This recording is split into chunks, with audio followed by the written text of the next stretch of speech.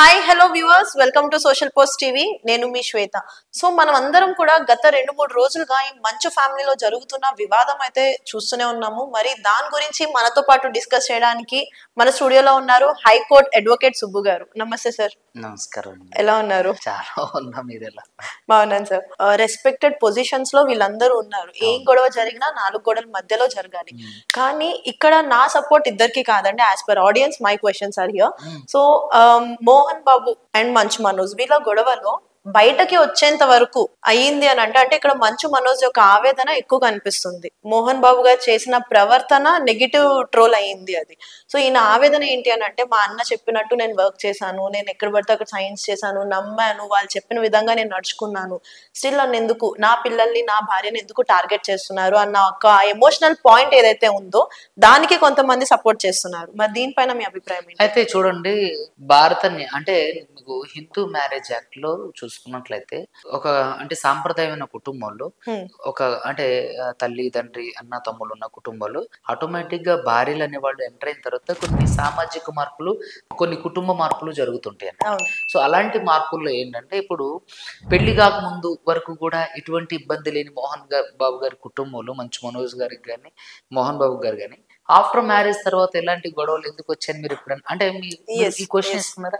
ఏంటంటే కొన్ని సామాజిక మార్పులు, తర్వాత కుటుంబ వ్యక్తిగత మార్పుల్లో భాగంగా ఈ ఏంటంటే ఇప్పుడు వచ్చిన భార్యలకి మన కుటుంబం నచ్చాలని లేదు. ఈవెన్ మీ ఆల్సో, నేనైనా సరే నచ్చాలనేది. వాళ్ళు ఏదైతే ఒక ఆస్పెక్ట్స్ లో ఉంటారో, వాళ్ళ కంఫర్ట్ జోన్స్ లో ఉంటారో, ఆ కంఫర్ట్ జోన్ అంత వరకు బాగుంటారు. ఆ కంఫర్ట్ జోన్ దాటినంత వరకు కూడా వాళ్ళు కూడా బ్లాస్ట్ అవుతుంటారు. సో ఇక్కడ మోహన్ బాబు గారు అంటే స్ట్రిక్ట్ పర్సన్. మనకి నా చిన్నప్పటి నుంచి నేను చూసింది, తెలుసుకున్నది, ఎందుకంటే మీడియా అంటే సినిమా ఫీల్డ్ లో చాలా మంది సెలబ్రిటీల కేసులు నేను చూస్తుంటా. సో నాకు తెలిసినంత వరకు మోహన్ బాబు గారు వెరీ స్ట్రిక్ట్. ఆయన ఎక్కువగా కులాల మీద కానీ లేదంటే కుల మతాల గురించి ఆయన పట్టించుకోరు. వ్యక్తికి సహాయం చేయాలి అనే దాని గురించి ఉంటుంది. ఆయన చాలా విద్యాలయాల్లో చాలా మంది పిల్లలు కూడా అలాగే తయారు చేశారు. సో అలాంటి స్ట్రిక్ట్ పర్సన్ కి ఈ మంచు మనోజ్ గారి భార్య మిగతా వీళ్ళ మధ్య ఏదైనా జరిగి ఉండొచ్చు. అది ఇలా పరివర్తన చెంది ఇది ఇంత దారి తీసుండొచ్చు అనేది నా ఉద్దేశం. తప్ప మంచు మనోజ్ గారికి వ్యక్తిగతంగా ఒకటి కుటుంబం నుంచి పుట్టి ఒక తల్లి అంటే ఇప్పుడు మంచు లక్ష్మి గారు కానివ్వండి, మనోజ్ గారు కానివ్వండి, విష్ణు గారు కానీ వీళ్ళంతా ఏంటంటే సొంత అన్నదం. సో వాళ్ళ మధ్య కాన్వర్సేషన్ ఇప్పుడు కూడా చాలా హెల్దీగా ఉండేది. ఆఫ్టర్ మ్యారేజ్ తర్వాతే ఎలాంటి డిస్ప్యూట్స్ అన్ని రావడం మొదలైనవి, మీరు గమనించారు లేదు. సో వాళ్ళ మిస్సెస్ దగ్గర నుంచి ఏదైనా అంటే డిస్ప్యూట్స్ వచ్చుంటాయి అనేది నా అభిప్రాయం. నాకు తెలిసిన రిపోర్ట్ కూడా నేను చాలా మంది అడిగి తెలుసుకుంటున్నాను. సినిమా వాళ్ళకి సంబంధించి చెప్పింది ఏంటంటే, వాళ్ళ మిస్సెస్ వచ్చిన దగ్గర నుంచి కొన్ని క్లాషెస్ వచ్చినాయి సార్, ఆస్తి విషయాల దగ్గర. తర్వాత కొన్ని వాళ్ళకి మధ్య భేదాభిప్రాయాలు వచ్చినాయి. సో అది కాస్త చిలికి గాలివానగా ఇలా జరిగిందని చెప్పి తెలుసుకోవడం జరిగింది. సో ఇక్కడ మంచు మనోజ్ గారికి మోహన్ బాబు గారికి మధ్య జరిగిన వార్ ఇది కాదు. అంతకు ముందు మ్యారేజ్ అయిన తర్వాత కొన్ని అనివార్య కారణాల వల్ల వాళ్ళ మిస్సెస్ కి వాళ్ళ మంచు ఫ్యామిలీకి జరుగుతున్న గొడవల్లో మంచు మనోజ్ గారు వాళ్ళ భార్య కాబట్టి ఆయన స్టాండ్ తీసుకున్నారు. మేబీ ఆమె తీసుకున్న స్టాండ్ అంటే అంశాలు కూడా కొన్ని న్యాయమై ఉండొచ్చు. మేబీ ఇంటర్నల్ మనకి తెలియదు కాబట్టి we have no right to మనం టాక్ వాళ్ళ గురించి మాట్లాడడానికి లేదు. సో మేబీ ఆమె దగ్గర కూడా న్యాయంగా ఉండొచ్చు, కానీ ఇది వాళ్ళకి నచ్చకపోయి ఉండొచ్చు, లేదంటే వీడు న్యాయంగా ఉండొచ్చు, ఇది ఈవిడికి నచ్చకుండా ఉండొచ్చు.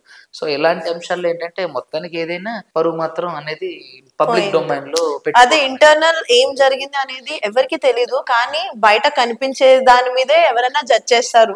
సో ఇదేంటంటే రోడ్డు మీదకి వచ్చేసరికి ఒక గౌరవనీయమైన పొజిషన్ లో ఉన్న వాళ్ళు మొత్తం రోడ్డు మీదకి వచ్చేసారు అన్నట్టు చాలా వల్గర్ గా. చూడండి, ఇప్పుడు మనం చూసుకున్నట్లయితే ఇప్పుడు చాలా మంది విషయాల్లో కుటుంబాల్లో గొడవలు జరుగుతుంటే పెద్ద మనుషులు కూర్చోబెట్టి షార్ట్ అవుట్ చేస్తుంటారు, మళ్ళీ కలిసిపోతుంటారు. ఈవెన్ ఎవరి కుటుంబంలోనైనా ఎవరు చెప్పండి ఈ రోజులలో కుటుంబ గొడవలు లేని వాళ్ళు. కాకపోతే ఏంటంటే దాన్ని ఎక్కువ ఎక్స్పోజ్ చేయరు. అలాంటి విషయాలన్నీ ఏంటంటే గుడ్లో పిచ్చికి గుడ్డు పెట్టినట్టుగా దాన్ని చాలా అంటే కాంప్లికేటెడ్ గా దాన్ని తీసేస్తూ ఉంటుంటారు. కానీ ఎస్పెషల్లీ ఈ విషయానికి వచ్చేసరికి ఏంటంటే ఇటు ఈయన తగ్గట్లేదు, అటు ఆయన తగ్గట్లేదు అన్నట్టుగా డి అంటే డి అన్నట్టుగా దీన్ని కొనసాగిస్తున్నారు. కాబట్టి ఇది మంచి పోకడు కాదు సమాజంలో. ఇది నాకు తెలిసి మంచు మనోజ్ గారు తీసుకునే ప్రతి నిర్ణయం కూడా కొంచెం ఆలోచించి తీసుకుంటే మంచిదనేది నా ఉద్దేశం. ఎందుకంటే కుటుంబ విలువలు అనేది, కుటుంబం అనేది చాలా గొప్పది.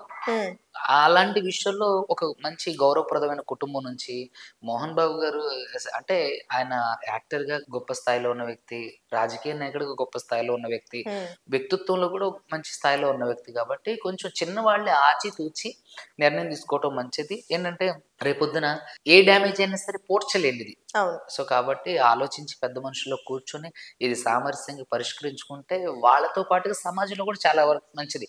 ఎందుకంటే కొంతమందిని చూసి కొంతమంది నేర్చుకుంటుంటారు. So exactly. అదే జరిగింది మనం ఎంత అన్నట్టుగా. సో ఇప్పుడు ఉన్న సమాజంలో సినిమా ఫీల్డ్‌లో ఉన్నటువంటి ఎఫెక్ట్ చాలా బాగా చూపిస్తుంటారు. హ్మ్. చూడండి, ఒక 'జై భీమ్' సినిమాకి నేషనల్ అవార్డ్ రాలే. కానీ ఒక స్మగ్లింగ్ సినిమాకి మాత్రం నేషనల్ అవార్డ్స్ వస్తాయి. హ్మ్. సో అలాంటి సమాజంలో ఉన్నప్పుడు ఇప్పుడున్న సమాజం ఏంటంటే మంచిని తీసుకోవటం కంటే కూడా చెడుని ఎక్కువగా తీసుకుంటుంది. ఎందుకంటే మంచిని తీసుకుంటే దానికి కొన్ని మెజర్మెంట్స్ ఉంటాయి, కొన్ని ఒక ఎథిక్స్ బౌండరీ ఉంటాయి, కొన్ని ఉంటుంది. ఫాలో అవ్వాలి, యాహ్! యాహ్! అవన్నీ చేయాలి. మనిషికి అంత ఉండదు. అదే చెడు అనుకుంటే ఈజీగా దాన్ని ఓన్ చేసుకోవడానికి అవకాశం ఉంటుంది. సో హ్మ్. కాబట్టి అలాంటి సమాజంలో ఉన్నాం కాబట్టి మేలైంది ఏదనేది ఆలోచించి నిదానించి తర్కించి తెలుసుకోవడం అనేది, దాన్ని ఫాలో అవడం అనేది చాలా గొప్ప విషయం, చాలా మంచి విషయం. సమాజంలో రేపొద్దున మీరు కూడా తండ్రి అవుతారు. తర్వాత మీకొచ్చే సమస్యలు కూడా వాళ్ళు కూడా అనొచ్చు. రేపొద్దున హ్మ్. హ్మ్. నువ్వు తాతగారికి అలా చేసావు, మాకు కూడా ఇలా చేసావు అని. ఎగ్జాక్ట్‌లీ. ఇప్పుడు లైఫ్ అనేది సైకిల్ కదా! కదండీ. యాస్ ఎ సైకిల్ హ్మ్. ఏదో అంటారు కదా! పాతకాలం తాత తాగిన చెంబు తల కిందే ఉంటుందని. హ్మ్. రేపొద్దున్న మంచు మనోజ్ గారు కూడా తండ్రి అవుతారు. రేపొద్దున వాళ్ళకి కూడా క్లాషెస్ వస్తాయి. నువ్వు తాతగారిని ఇలా చేసావు, నేను ఇలా చేయడం తప్పే అనే క్వెషన్ వస్తే రేపు మంచు మనోజ్ ఎలా గారు ఏం ఫేస్ చేయాలి? సమాధానం చెప్పాలి? సో కాబట్టి కుటుంబ సమస్యలనేవి ఎప్పుడూ గూడా 4 గోడల మధ్య పరిష్కరించాలి. అవి ఎంత పెద్దవైనా, హ్మ్. ఎంత ఇప్పుడు నలుగురికి తెలియడం వల్ల ఏమవుతుంది చెప్పండి? పోయిన పరువేదో పోయింది. ఎందుకు ఇలానే ఉండాలి? ఇలానే చేద్దాం. ఇలానే ఉందాం అని ఇంకొంచెం కఠిన నిర్ణయాలు తీసుకోవడానికి, మనిషి ఇంకొంచెం కఠినంగా అవ్వడానికి అవకాశాలున్నాయి. కాబట్టి నా హితవు ఇది నా అడ్వైస్ హ్మ్. కాబట్టి కుటుంబాన్ని ఎప్పుడు గూడా పబ్లిక్ డొమైన్‌లోకి తీసుకురాకూడదు. చూడండి, యెస్. నాకు తెలిసిన చాలా మంది సెలబ్రిటీ కేసులున్నాయి. పాపం పేర్లు చెప్పకూడదు. వాళ్ళు చాలా యాహ్! యాహ్! సో చాలా మీడియా వాళ్ళ కేసులు గూడా ఉన్నాయి. మీడియా వాళ్ళ కేసుల్లో చాలా కేసులు వాళ్ళు ఒకటికి 10 సార్లు రుద్ది ఏసే వాళ్ళే, సార్ ఈ విషయం బయటకి ఎక్కడ కనీసం పొరపాటున కూడా తెలియనియొద్దు సార్ అని చెప్పి పెద్ద పెద్ద మీడియా సంస్థల్లో ఉన్నటువంటి పెద్ద పెద్ద వాళ్ళ కేసులున్నాయి నా దగ్గర. So okay. వాళ్ళే చెప్పుకోవడానికి భయపడరు. అంటే ఇప్పుడు సరే ఇందాక మీడియా మన 'మోహన్ బాబు' గారు మీడియా వ్యక్తిని కొట్టారు. వాస్తవానికి అది తప్పే.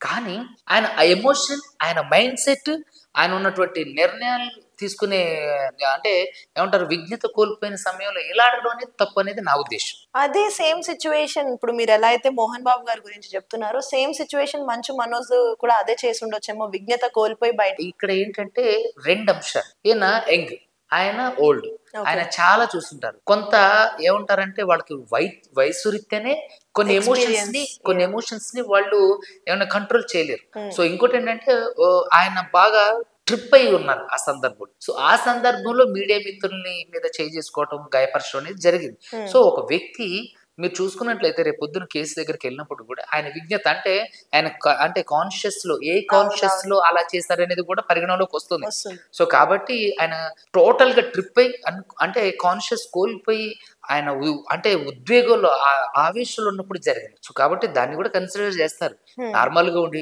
ఆయనకే ఇప్పుడు మీడియాలో ఉన్నటువంటి గాయపరిచిన వ్యక్తి ఏమన్నా 'మోహన్ బాబు' గారికి ఏమన్నా శత్రువా?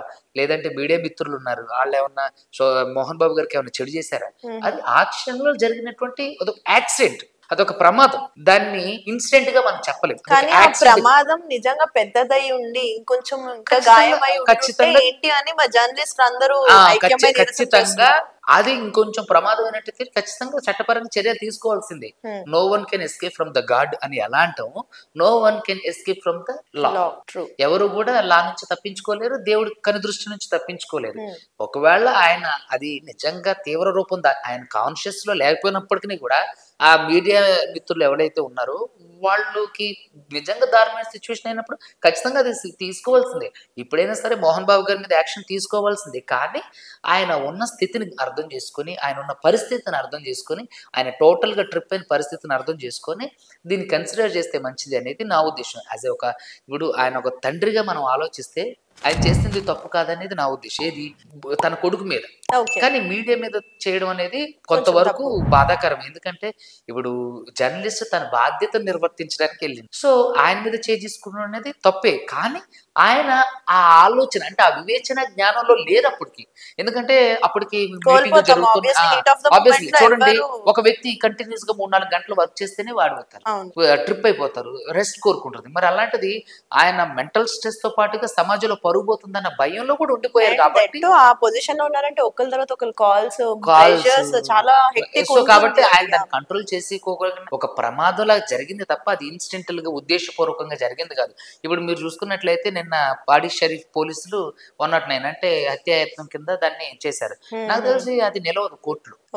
లోతైన గాలి, గ్రేవియస్ ఇంజురీస్ వేరే, గ్రేవియస్ ఇంజురీ. ఇప్పుడు 323, 324 అవి కూడా అవి ఏంటంటే ఆయుధాలతో దెబ్బలు తగిలి స్టిచెస్ పడిన దానికి కూడా వస్తాయి.